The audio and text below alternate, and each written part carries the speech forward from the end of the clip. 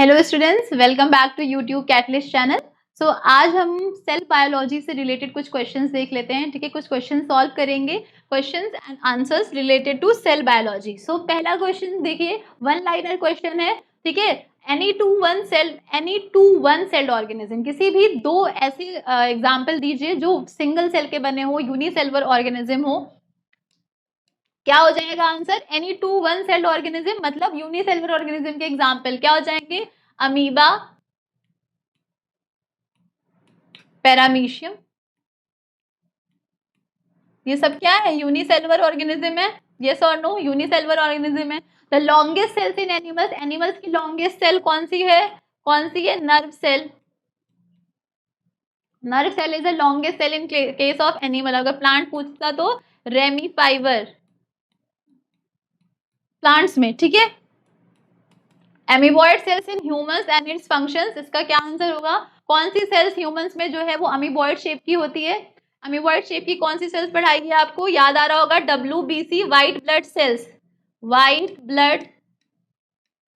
Blood cells जो होती हैं वो कैसी होती हैं? अमीबॉइड शेप की होती हैं। इनका काम क्या है? इनका काम बताइए क्या है? इनका काम है टू किल जर्म्स, जर्म्स को किल करना, to kill germs. Phagocytosis process जो है बताया था आप लोगों को, phagocytosis process.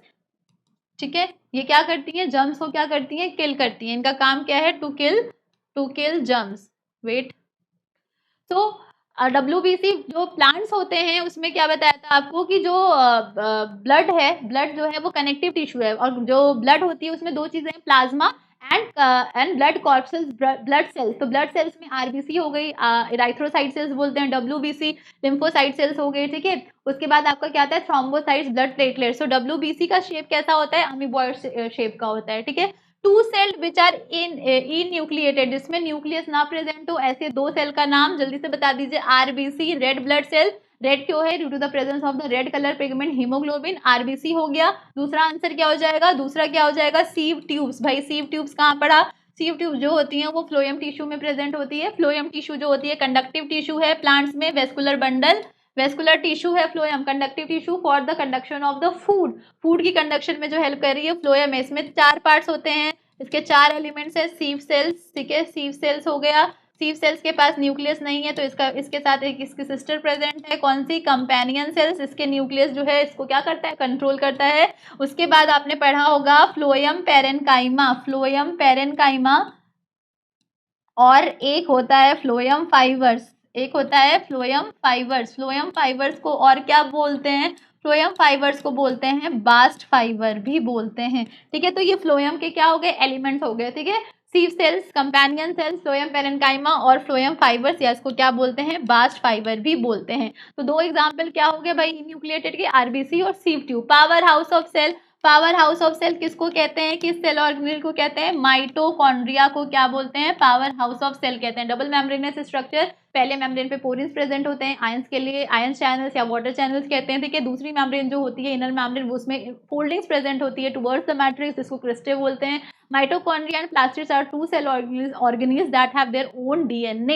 That why these two are known as the semi-autonomous cell organelles. ATP का जनरेशन होता है, साइट ऑफ एरोबिक रेस्पिरेशन है माइटोकॉन्ड्रिया। ATP का प्रोडक्शन होता है, ऑक्सीजोम्स में होता है। ये सारी चीजें हमने माइटोकॉन्ड्रिया से रिलेटेड डिस्कस करी हैं। ठीक है, वन लाइनर क्वेश्चन है ये। ठीक है, आगे क्वेश्चंस देख लेते हैं कुछ और। Let's solve this. Kitchen house of the cell किसको बोलते हैं? किचन ऑफ सेल किसको बोलते हैं? भाई किचन का मतलब क्या हो गया? खाना बनाना, जहाँ खाना बने। और प्लांट्स के केस में खाना, अब खाना कौन बनाता है? हम तो बना नहीं सकते, हम तो कंज्यूमर है ना। हम तो कार्बन डाइऑक्साइड को फिक्स नहीं कर सकते। कौन कर सकता है फिक्स? कौन करता है फिक्स? बताइए जल्दी से। कार्बोहाइड्रेट बन जाता, कहाँ बनता है? प्लांट्स में बनता है। ऑटोट्रॉफिक न्यूट्रिशन ऑटोट्रॉफ से बनता है। प्रोड्यूसर्स कौन भाई? प्लांट्स। तो प्लांट्स की सेल्स में कौन सा सेल ऑर्गेनेल्स पढ़ा है आपने? प्लास्टिड्स। प्लास्टिड्स में क्लोरोप्लास्ट, क्लोरोप्लास्ट में क्या होता है? फोटोसिंथेसिस की प्रोसेस होती है, तो यही तो होगा kitchen of cell, chloroplast. Photosynthesis से रिलेटेड है, फोटोसिंथेसिस। ग्रीन प्लांट्स जो होते हैं वो फोटोसिंथेसिस करते हैं, इसीलिए इनको क्या बोला जाता है? ऑटोट्रॉफ्स बोला जाता है। ऑटोट्रॉफ्स ये प्रोड्यूसर्स हैं, ये प्रोड्यूसर्स हैं। ठीक है, ये फिक्स कर सकते हैं। ठीक है, फिक्स करते हैं ये कार्बन डाइऑक्साइड को। सुसाइडल बैग किसको कहा जाता है बताइए? लाइसोसोम्स को क्या बोला जाता है? सुसाइडल बैग बोला जाता है। ठीक है, protein factory ribosomes, protein factory ribosomes, formation of RNA. कहाँ बनेगा आरएनए? डीएनए से आरएनए कहाँ बनता है? न्यूक्लियस में बनता है। कहाँ बनता है? यूकैरियोटिक सेल्स में कहाँ बनता है? न्यूक्लियस में बनता है। उसके बाद ये आरएनए ट्रांसपोर्ट हो जाता है साइटोसॉल में, जहाँ आरएनए से प्रोटीन बनता है। लेकिन प्रोकैरियोटिक सेल में न्यूक्लियर मेम्ब्रेन एब्सेंट है, इसलिए ट्रांसक्रिप्शन या ट्रांसलेशन दोनों कहाँ हो रहा है? साइटोप्लाज्म में हो रहा है। ठीक है, formation of protein from mRNA कहाँ बनेगा? साइटोप्लाज्म में बनेगा, साइटोप्लाज्म। ठीक है, इन 70s S stand for, S क्या है? एस क्या है? सेप्टेबर्ग यूनिट। सेप्टेबर्ग नाम के एक साइंटिस्ट ने इसको क्या किया था? डिस्कवर किया था, उन्हीं के नाम पे सेप्टेबर्ग यूनिट इसको कहते हैं। सेडिमेंटेशन कोफिशिएंट भी कहीं के लिखा होगा, सेप्टेबर्ग यूनिट, या फिर इसको क्या बोलेंगे? सेडिमेंटेशन कोफिशिएंट बोलेंगे। 70s टाइप ऑफ राइबोसोम कहाँ प्रेजेंट है? प्रोकैरियोटिक सेल में। 80s कहाँ प्रेजेंट है? यूकैरियोटिक सेल में। एक लौता ऐसा सेल ऑर्गेनिज्म जो प्रोकैरियोटिक में भी प्रेजेंट है और यूकैरियोटिक में भी प्रेजेंट है। कुछ और क्वेश्चंस देखिए। Questions, identify the area of the cell where, कहाँ कहाँ ये होते हैं। ठीक है, बताइए जरा। Cellulose is the primary constituent, किसका प्राइमरी कॉन्स्टिट्यूएंट सेलुलोज है? प्राइमरी कॉन्स्टिट्यूएंट सेल वॉल का होगा, सेल वॉल का होगा। There is a chromatin fibre network, कहाँ प्रेजेंट है क्रोमैटिन फाइबर? बताइए, न्यूक्लियस में प्रेजेंट होते हैं, न्यूक्लियस में प्रेजेंट होते हैं। Enzymes facilitate a variety of chemical process, enzymes कहाँ प्रेजेंट है? एंजाइम्स कहाँ प्रेजेंट होते हैं? माइटोकॉन्ड्रिया, क्लोरोप्लास्ट, लाइसोसोम, सब में एंजाइम्स प्रेजेंट है। तो एक कलेक्टिवली टर्म हम क्या कहते हैं? साइटोप्लाज्म में प्रेजेंट है। क्या प्रेजेंट है? साइटोप्लाज्म में प्रेजेंट है एंजाइम्स फॉर वेरियस मेटाबॉलिक, क्योंकि यही क्या है, मैं यहीं पे क्या हो रहा है? मेटाबॉलिक एक्टिविटीज जितनी भी हो रही है वो सब कहाँ हो रही है? साइटोप्लाज्म में होती है, साइटोप्लाज्म में होती है। ठीक है, फिर क्वेश्चन देखिए। Every existence begins as one cell, an egg, one chromosome और वन जीन। क्या होगा answer? Cell is the basic structure and functional unit of life. All living cells are made up of a cell. तो किसका बना है? Cell. किससे existence होगी life की? सेल से तो होगी। सेल, सेल से क्या बने? टिश्यू, टिश्यू से क्या बन रहे हैं? ऑर्गन, ऑर्गन से क्या बन रहा है? ऑर्गन सिस्टम, ऑर्गन से क्या बन रहा है? और ऑर्गन सिस्टम, और इसी ऑर्गन सिस्टम से क्या बनता है? ऑर्गन सिस्टम, जब बहुत सारे ऑर्गन सिस्टम मिलके क्या बनाते हैं? एक पर्टिकुलर ऑर्गेनिज्म बनाते हैं। तो कोई भी लाइफ की एग्जिस्टेंस हो वो कैसे होगी? सेल से तो होगी। Cell is the basic structure and functional unit of life. Cell ही तो है बिल्डिंग ब्लॉक ऑफ लाइफ। ठीक है, सेल थ्योरी याद आ रही है? शिल्डन एंड स्वान ने दिया था 1828 1829 में दिया था, जिन्होंने कहा था कि all living cells are made up of a cell and cell is the basic structural and functional unit of life. तो सारी लाइफ जो है वो किससे बिगिन होगी बच्चों? वन सेल से बिगिन होगी। ठीक है, सो ये कुछ क्वेश्चंस देखिए। एक और क्वेश्चन देखिए। Right the exact location of each of the following, कहाँ प्रेजेंट होंगे? बताइए। प्लाज्मिड, प्लाज्मिड कहाँ पड़ा है? जल्दी से बता दीजिए, प्लाज्मिड्स कहाँ पड़ा है? प्लाज्मिड्स हमने पढ़ा है प्रोकैरियोटिक की सेल में, प्रोकैरियोटिक की सेल में पढ़ा है। किस में पढ़ा है? किस प्रोकैरियोटिक सेल में पढ़ा है? बैक्टीरिया की सेल में पढ़ा है। किस में पढ़ा हमने? बैक्टीरिया की सेल में पढ़ा है। क्या होते हैं ये plasmids? Extra chromosomes, extra chromosomes होते हैं, एक्स्ट्रा क्रोमोसोम्स होते हैं। ठीक है, फर्टिलाइजेशन, कॉन्जुगेशन वगैरह में हेल्प करते हैं ये। ठीक है, रिप्रोडक्शन में हेल्प करते हैं। मीजोसोम्स कहाँ पढ़ा? मीजोसोम्स प्लाज्मा मेम्ब्रेन की इनर फोल्डिंग्स, किस में पढ़ा था? किस में पढ़ा था? जल्दी से बताइए। बैक्टीरिया, बैक्टीरिया की सेल्स में प्रेजेंट होते हैं। ये भी कहाँ प्रेजेंट होते हैं? बैक्टीरियल सेल में पढ़ा था।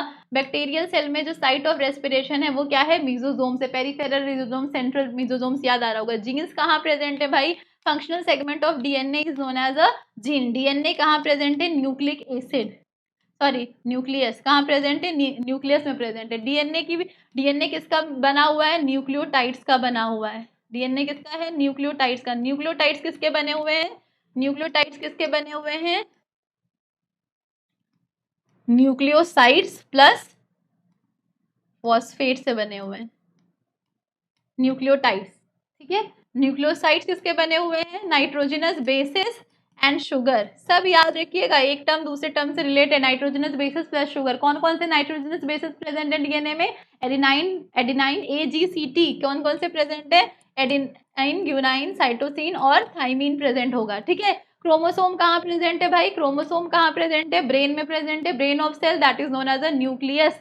क्रोमोसोम मेड अप ऑफ किसका बना हुआ है? डीएनए का, आरएनए का, non histone protein, histone protein का बना हुआ है, नॉन हिस्टोन प्रोटीन भी प्रेजेंट होते हैं। Histone protein H1 H2 H3 H4 histone protein, ठीक है। सेंट्रोजोम्स कहाँ प्रेजेंट होंगे? सेंट्रोजोम नियर न्यूक्लियस, कहाँ प्रेजेंट होंगे? नियर न्यूक्लियस प्रेजेंट होते हैं।